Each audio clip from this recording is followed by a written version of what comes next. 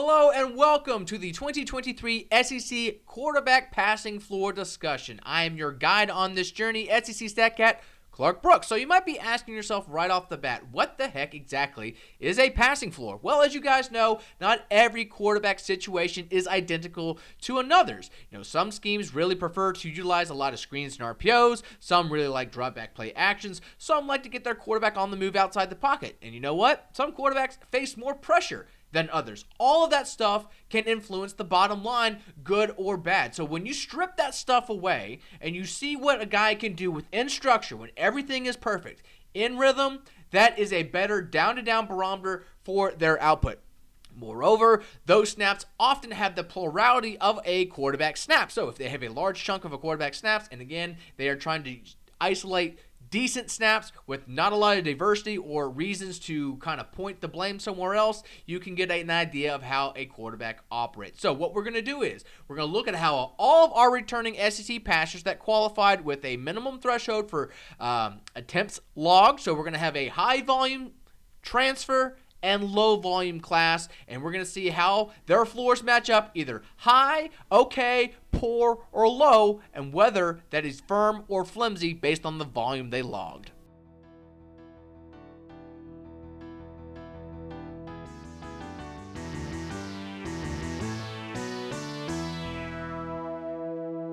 Like last year, KJ Jefferson will enter this fall with a high passing floor. Even though Kendall Briles is not there to guide him and help elevate his game, he still looks to be a pretty good quarterback within structure without adversity bringing him down. Of course, Dan Enos, his job is going to try and maximize his ceiling. That remains to be seen. I still think he's going to be a little bit rocky. Of course, he's going to enter this season outside of the On3's Impact Top 100. So even though we do like what he brings to the table with his run game, overall passing, still a little bit iffy, especially against good defenses. But within this context, it's really hard to nitpick. I mean, you can see his accuracy is not the best. It basically maintained itself about 58% overall and in our floor metrics. But I still think it is rather interesting year over year looking at this passing floor context. Again, this is trying to prognosticate continuity year over year, that his interceptable pass rate, his success rate, and his uncatchable pass rate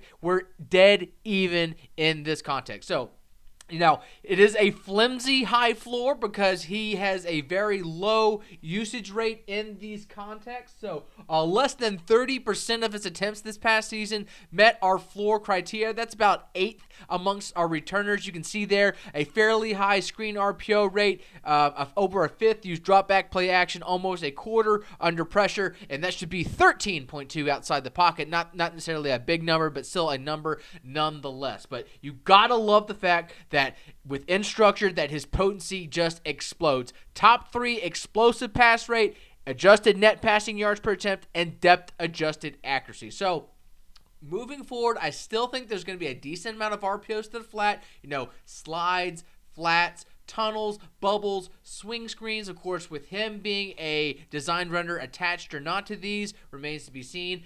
Let's bet on it. But still, with a lot of new receivers rounding out the downfield attack, you might see this increased verticality and potency within structure.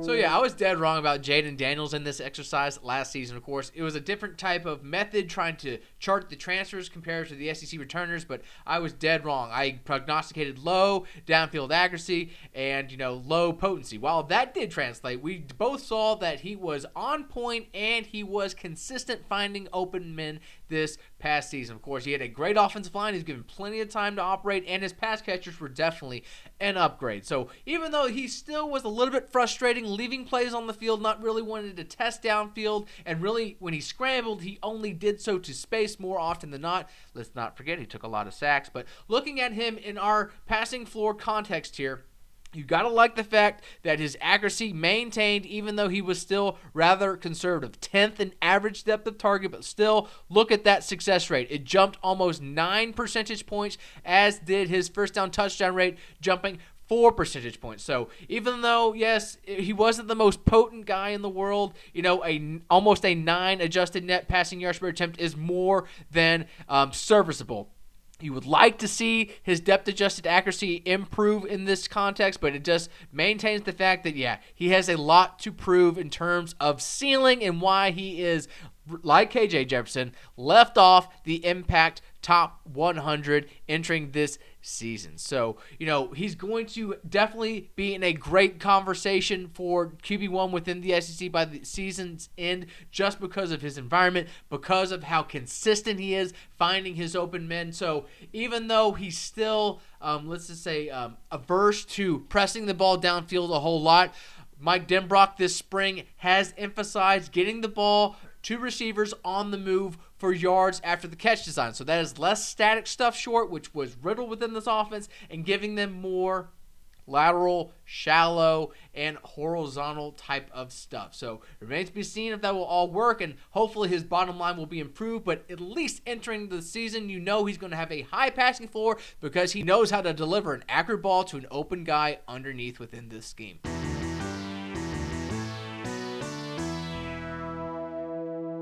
And the Jolly Rogers will round out our high floor, high volume candidates for this fall. So it's a little bit of a questionable call including him in this class, but like last year, I still think he has a high floor, but his ceiling, of course, will remain a little bit low until he can consistently show us he will throw downfield and find guys accurately downfield. Now, he is an aim small, miss small quarterback. There's a lot of those out there, no doubt about it. He is a check down Charlie. He likes to take what the defense gave him. That was what the air raid called for plenty, but he didn't really throw the ball downfield unless his guy was open. He very rarely threw his man open deep downfield. And of course, he has 0 career completions with an average depth of target over 40 yards. So he's got to change that perception that he can actually throw downfield because, no one likes a rinky-dinky type of quarterback. But again, I still think he has a high floor with a moderately low ceiling. Accuracy, you don't have anything to worry about. Of course, the air raid was fairly close to if any quarterback was going to show off his floor, it was going to be somebody from the air raid. Of course, they very rarely featured true play action. Of course, 1 out of 8 passes was a screen or an RPO, and his offensive line, of course, did a fantastic job making sure that on average, he didn't see a whole lot of pressure. And Will Rogers, he was not one to get outside the pocket. So a fairly considerable carryover between his metrics. Of course, he got a little bit more vertical, but you love to see that his success rate climbed, his first down touchdown rate climbed, his explosive pass rate climbed, and that both accuracy things climbed. So again, I think he has a fairly high floor, and the scheme moving forward should give him a little bit more play action opportunities downfield to unlock explosives and to consistently test back ends.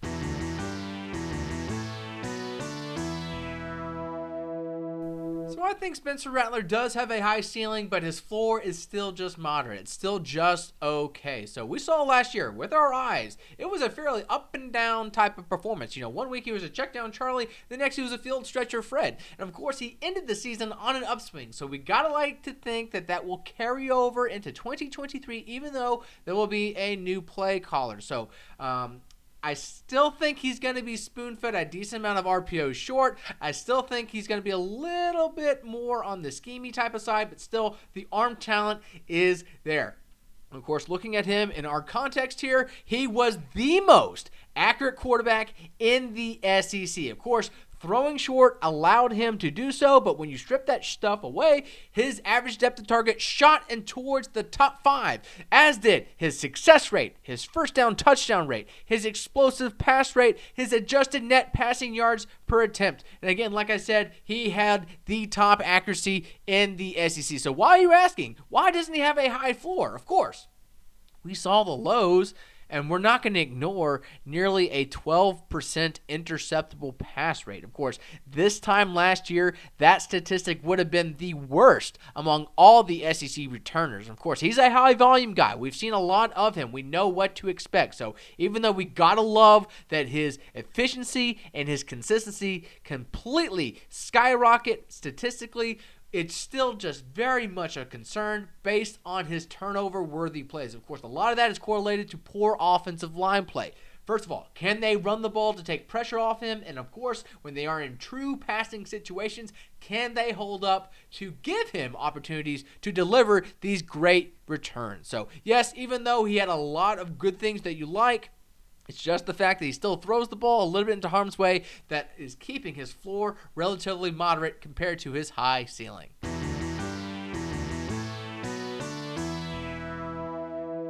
So when an offense decides to bring in not one but two transfer quarterbacks in one offseason, it should scream that they were not necessarily satisfied with what their passers had provided the previous fall. Of course, they needed to provide depth, but Jaxson Dart needed to have a fire lit under him, and it looks to have worked as he has wrestled the quarterback one job back in Oxford. So unfortunately, his passing floor is still poor, and that is probably why Lane Kiffin wanted to look around the quarterback market. Of course, this is a very scheme-driven offense. A lot of pace, a lot of deception tactics. Over a third of this guy's sample was the screen on RPO. Over a third of Dart's sample was a drop-back play action. Over a third of his attempts saw a form of pressure. So yeah, he was altered a whole lot. There was a lot of variables going around. And for the second straight year, he just was not a special passer in structure. So even though his down-to-down accuracy got moderately better, never ever a good look to see one's depth-adjusted accuracy get worse, his uncatchable pass rate gets worse, his interceptable pass rates get worse, and of course, a 13% drop rate can explain some result-based stuff remaining muted. It's just really, really concerning moving forward. Of course, yes, it does look like he is in the driver's seat for that job. You do like that he has an aggressive style approach. He has a decent arm that can drive the ball downfield. He has a strong lower body that can provide value in the run game. It's just consistency, my man. Providing potency without providing opponents opportunities to get you off the field. So can he hone in those uncatchable passes? Again, within structure, almost a quarter of them were uncatchable, and that is absolutely unacceptable if you want to be a long-term SEC starter.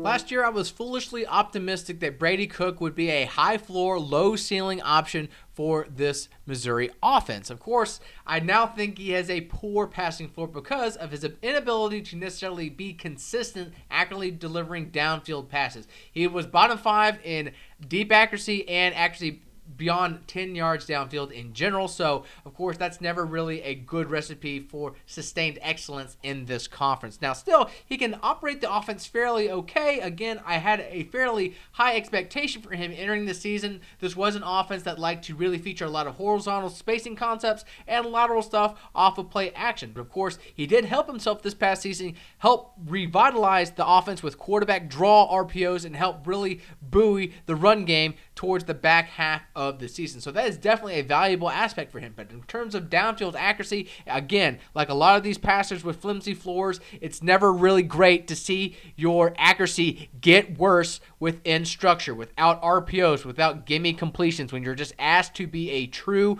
drop back passer. Again, not necessarily a whole lot of schemey stuff compared to other passers, but a sub 54% true accuracy percentage and a sub 42% depth adjusted. So middle of the par in terms of delivering a catchable ball and a double-digit interceptable pass rate compared to a bottom 5 would-be adjusted net passing yards per attempt. So that is just inherently unsexy. Of course, that's who he is. He is going to be a pre-snap processor, get the ball to his guy where the read is supposed to go within structure. He's not necessarily going to make his living outside of structure, even though he can make plays on occasion. He's not a slouch of an athlete, to say the least, but pressing the ball downfield, getting those field-stretching plays doesn't seem to be a strong suit, and because of that, his ceiling remains relatively low, and because of his inaccuracy this past season in structure, it's hard to feel good about his floor as well.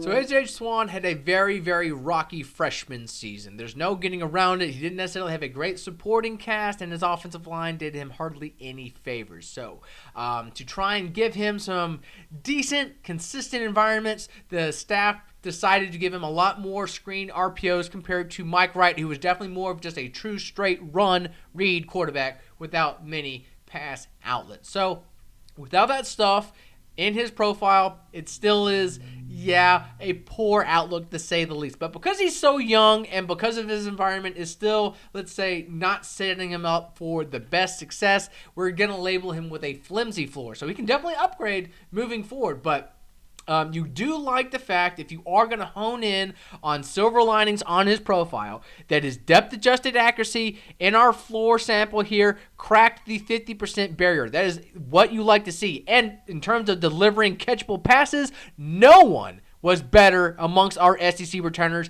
than A.J. Swann. That's one step of the battle, right? You're giving your guy a chance to make a play. But, of course, defenders also had opportunities to come away with his passes within structure. An 11.5 interceptable pass rate. That dwarfed his explosive pass rate. That is definitely a red flag. But, of course, you can point to a double-digit drop rate to why his other metrics were relatively mellow. And when you consider that he was a freshman, that is a lot of optimism you can take away, even though, of course, it is still very, very much a work in progress. So he now has the keys to the offense. Now, moving forward, is it going to be more of that rinky-dinky basic stuff they ran with him last year? They ran a lot of sticks, spacing concepts, underneath stuff, dink and chuck. And then solo fade shot plays. So not necessarily like sails or floods overly too much, but there was some stuff on occasion that definitely tried to give defenses a new look. The problem is just consistency. Go out and do it. You have to help provide identity for a program that is definitely trying to claw itself out of the SEC's cellar.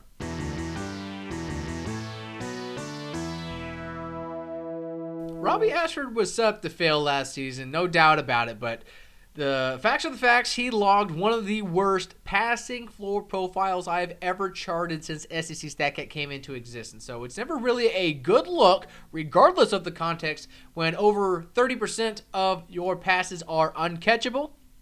Well, with nothing else to blame in pristine pockets, without guises, Robby Ashford unfortunately checked that box last season. So that is paired with delivering a double-digit interceptable pass rate. So never, ever a good look. And his down-to-down accuracy also worsened. So that's also there. So, of course, that was also kind of reflected with the uncatchable metric souring so much. But, it wasn't like this offense did him a whole lot of favors. The pass game was rather rudimentary. It didn't really put him in, positions to succeed. And it wasn't like his supporting cast kicked much ass themselves. So his success rate did improve. You got to like that. His potency did improve. You got to like that. He climbed a few points in terms of adjusted net passing yards per attempt, but it's really, really hard to get behind a guy whose uncatchable pass rate in these instances practically doubled. So, of course, you can see why Payton Thorne was brought in. He should be the clear guy moving forward based on his ability to consistently find guys underneath and just be, a down-to-down beam for this offense to just try and stay on track as opposed to consistently trying to dig itself from behind the chain. So, yeah, even though Robby Ashford was a little bit of an athlete, it's just still, when it comes out in the wash, his very low passing profile just means he should not probably be an SEC starter.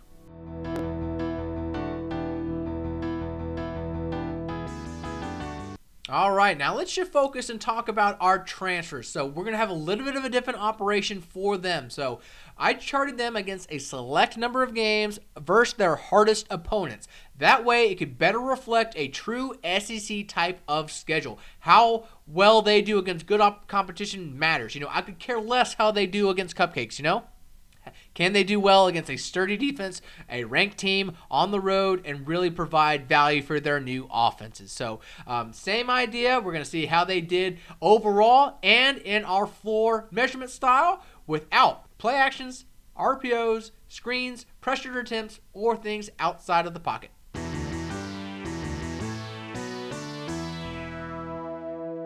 So Devin Leary is a passer we are fairly high on entering this season. He's going to be inside the On3 Impact 100 rankings, and he's actually QB2 within the SEC. Vaulting him ahead of KJ Jefferson, Jayden Daniels, that's a fairly bold take considering the season that he is coming off of and that he was hurt with a fairly poor supporting cast. He hardly popped on tape, and he hardly popped statistically.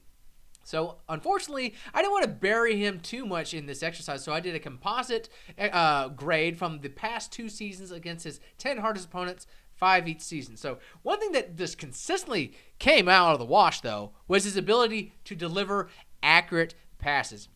He projects to be the conference's most accurate passer, whether it is RPO hitches to space, drop back outlets, or hitting mid-rangers. One thing to keep in mind is how his deep accuracy soured year over year compared to 21 to 22, and that's one reason why his depth-adjusted accuracy failed to crack that 50% barrier, that borderline benchmark that we'd like to have our passers cross. So even though, the down-to-down stuff is fantastic, fairly good ability to deliver catchable balls that are not towards defenders. Of course, an interceptable pass rate, both overall and in our floor stuff, under 6%. That projects to be a top 4 metric within the conference. So if you can assume that his drop rates that were in the double digits, both overall and floor, are altered for the better, whether it is below 10% or straight up cut in half, and that they go towards more successful completions, more key completions, then Kentucky's results are going to be great, because I do believe his accuracy is going to carry over. I do believe he is going to be a nice field general for the Wildcats paired with Liam Cohen. It's just a matter of, do those young wide receivers take a step? Can that offensive line shore up and provide him more clean pockets to go out and just throw the ball to open receivers?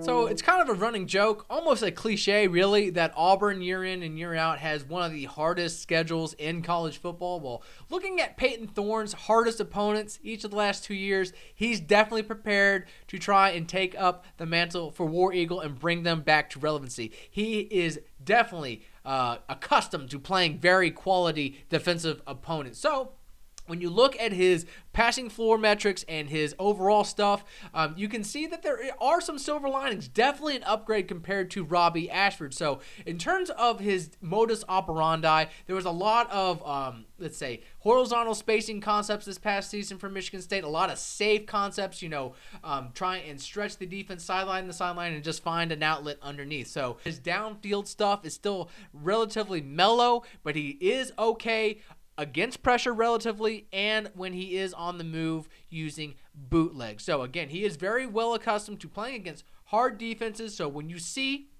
that his accuracy projects to be on the good side of the conference average, and his uncatchable pass rate also fields on the good side of the conference average, that there are some seeds for optimism. Sure, you would like to see a little bit more aggression. His average depth of target hardly improved and was one on the lower end, as did his adjusted net passing yards per attempt. It remained really, really low. Of course, a double-digit drop rate will do that. It's just the fact that you do see his interceptable pass rate trumped his explosive pass rate, which is a major red flag regardless of your level of play. So you see that he wasn't necessarily the most pressured guy.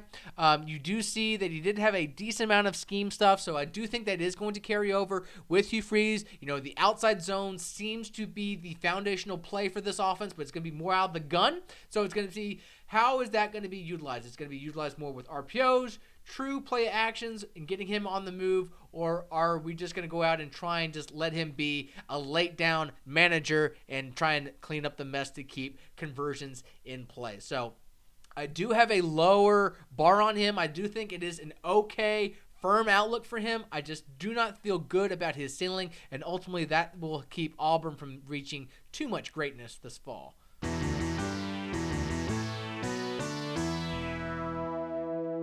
While there is some stuff to like about Graham Mertz, just looking at his profile and, his recent performance against some of his hardest opponents, it's just, I don't feel overly optimistic he's going to be a good passing option for the Gators this fall. So he had an uncatchable pass rate that translated to be one of the worst in the conference.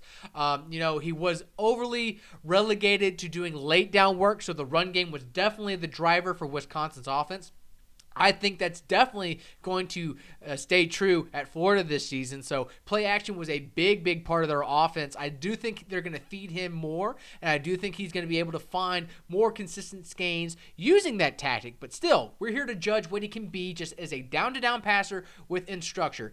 And it's, again, it's a thing with a lot of our passers. It's never a good look when your interceptable pass rate gets worse and when it's better, or I should say higher, than your explosive pass rate. Big drop rate, it's going to hurt. But again, depth-adjusted accuracy gets worse, and over a fifth of his passes remained uncatchable. That's accounting for throwaways and all that type of stuff. Still plenty of nosedives, still plenty of wasted passes in pristine pockets. You do like to think that with enhanced, or I should say maintained, aggressiveness in terms of testing tight windows and downfield is at least an upside for trying to seek big plays. It's just really not a good look when almost a tenth of them can get you off the field and when you're only moderate at best in terms of down-to-down ball placement. So, yes, moving forward, I do think the run game will be the primary factor for Florida's offense. I do still think Graham Mertz is the undisputed QB1, but look, it's really tough to feel good about what he can bring to the table based on these returns.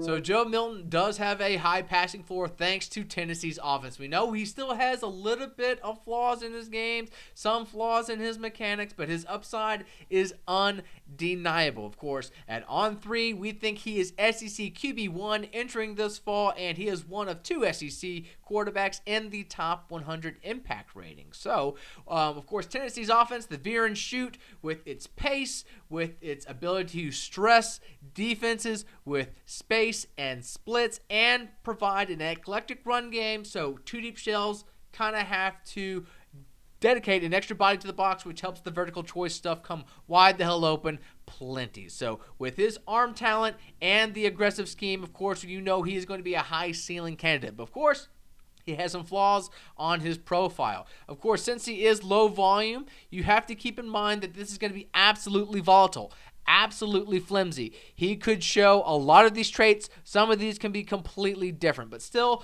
looking at him in this context, you've got to love, even though he is not the most quote-unquote accurate quarterback, that his ball placement figures did improve in terms of accuracy and depth adjusted. But his uncatchable got worse, as did his interceptable pass rate getting worse. Of course, you do love that his efficiency improved and his aggressiveness improved despite double-digit drop rates, but still having almost a fifth of one's passes be turnover worthy is a major concern. Of course, you got to consider the context he was in. He was thrown into the South Carolina game late, and he led the last 2 games of the season, where you're trying to be a little bit of pop and get that arm on tape, as Chad Powers likes to say. But of course, he has nothing to worry about in that department. It's just being more consistent and improving your down-to-down mechanics to be a consistent down-to-down killer within this offense, because the scheme should do much of the heavy lifting for him.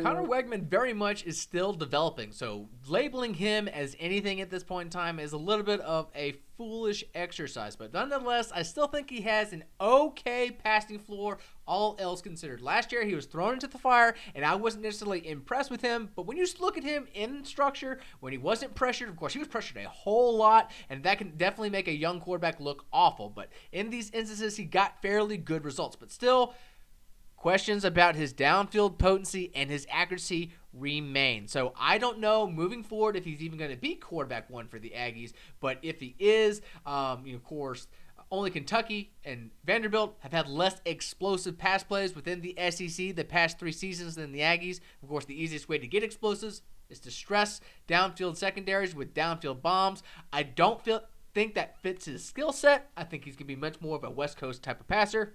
Attack short and intermediate areas of the field and try and get the ball to his guy on the move. But, of course, that remains to be seen. Statistically, again, you got to like the results that he brought forward when he was in clean pockets.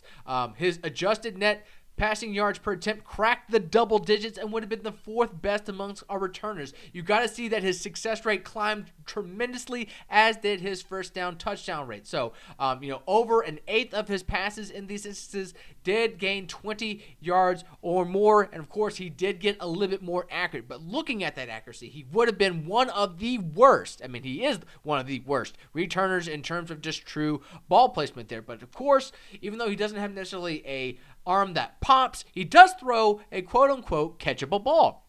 As you can see, per his top 5 uncatchable pass rate. But of course, being pressured on almost 31% of your attempts, having over a quarter of your attempts outside of the pocket, and having a very high schemey type of spoon-fed stuff for him, it's a very flimsy outlook to say the least, since he is young as well. But still, you gotta like the fact that the Aggies have a lot of weapons to play with. Aniyah Smith is coming back, Moose Muhammad, you have Evan Stewart developing, a lot of good stuff to look forward to. And of course, if that offensive line can make a step, they can definitely regain their footing in the SEC West. It all hinges on his down-to-down accuracy and if he can develop as a true downfield thrower.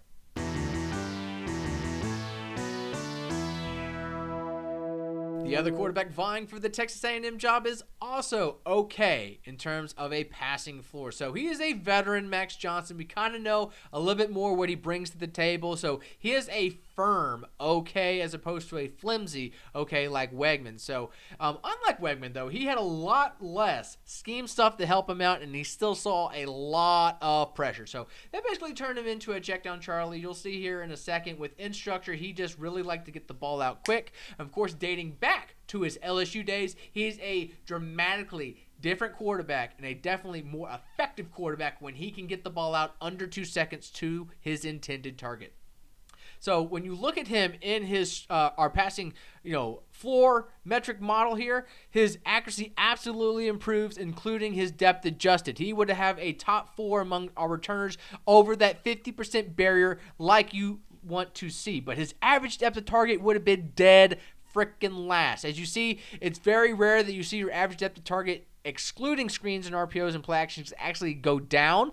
But since he had not a whole lot of those on his profile, you definitely see how he just wanted to get the ball out to his guys in space. And ultimately, that worked. His adjusted net passing yards per attempt almost reached the double digits, and his explosive pass rate crept into the top 4. Even though, his interceptable did improve, it's still well below the danger zone, and he was dealing with a double-digit drop rate all in all. So even though, he's definitely a much more, I would say, lukewarm option moving forward for the Aggies, maybe because of his background, his cerebral approach, trying to get the ball out, get the ball to the guys in the right timing, and get guys lined up in the right way with his experience. Maybe he could be where Bobby Petrino goes for quarterback 1 moving forward. But still, in terms of arm talent, I'm just not overly sold that should outright give him the job.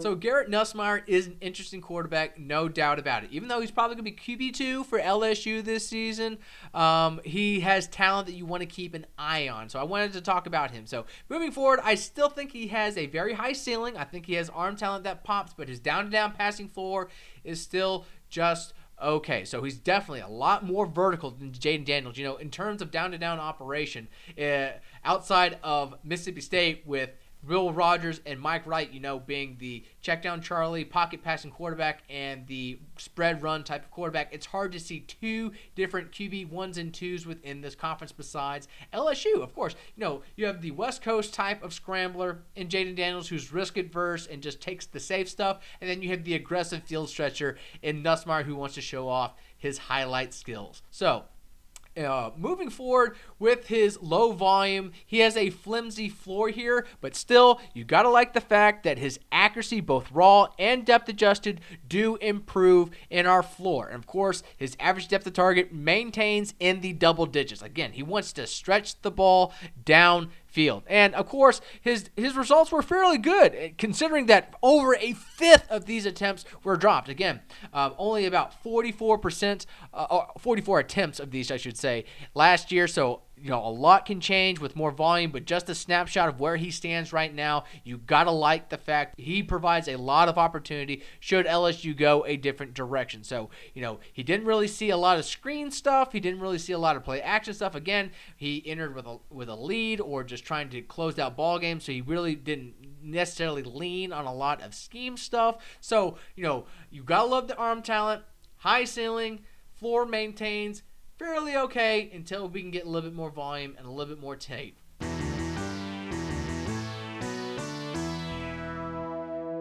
No, Alabama fans weren't necessarily jumping up and down once Tyler Buchner decided he would continue his career playing in Tuscaloosa, but the Tommy Rees connection is at least something to build a little bit of a foundation. Of course, last year, Buchner was mid at best, definitely below average in terms of delivering consistency. So when you look at his accuracy, it is definitely concerning in our context and overall. He did play against 3 hard defensive opponents. All 3 of them finished in the top 30 in the nation in EPA per attempt, including the number 1 pass defense in Marshall that definitely muted him. But still, when you're looking at our red flags, when you see things worsen without easy completions, and when things are set up for you to succeed, only a 41% accuracy percentage and a 31% depth-adjusted accuracy percentage. So we mentioned earlier that when an uncatchable pass rate almost doubles, it is just almost unplayable. That was Robby Ashford. Well, the same thing happened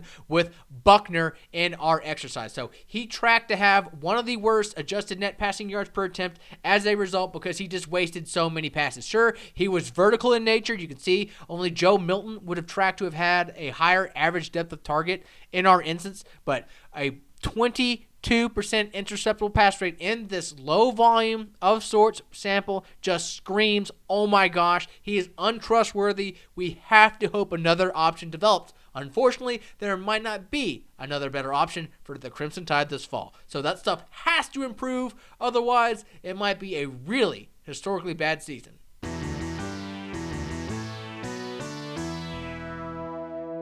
If Jalen Milroe wins the quarterback competition at Alabama, it will not be because of his passing ability. It will be because of his electric legs and athleticism. Looking at his passing floor, it's one of the, let's just say, flimsiest on record. Of course, he is a low-volume guy, so this is going to be relatively volatile one way or another, but there's very little optimism to take away looking at his statistics. Only a 1.3 adjusted net passing yards per attempt in these clean drop-back non-play action inside the pocket attempts. That is definitely one of the worst StatCat has on record. And when you see his uncatchable pass rate, whether overall or in floor, is hovering around 25%, that is just way too many wasted passes. So you see over a third of his makeup came on a screen or RPO. That was definitely his best self in terms of delivering results. You can see his adjusted net passing yards per attempt, his explosive, his first down touchdown, his success rate, all better in comparison. But the big major drawback besides the poor results in these contexts is the consistent ability to throw the ball into harm's way. You just cannot do that for a Nick Saban offense. 13% interceptable overall and in floor. So that leaves the door open for the quarterback competition. Of course, we saw this spring is still very, very raw.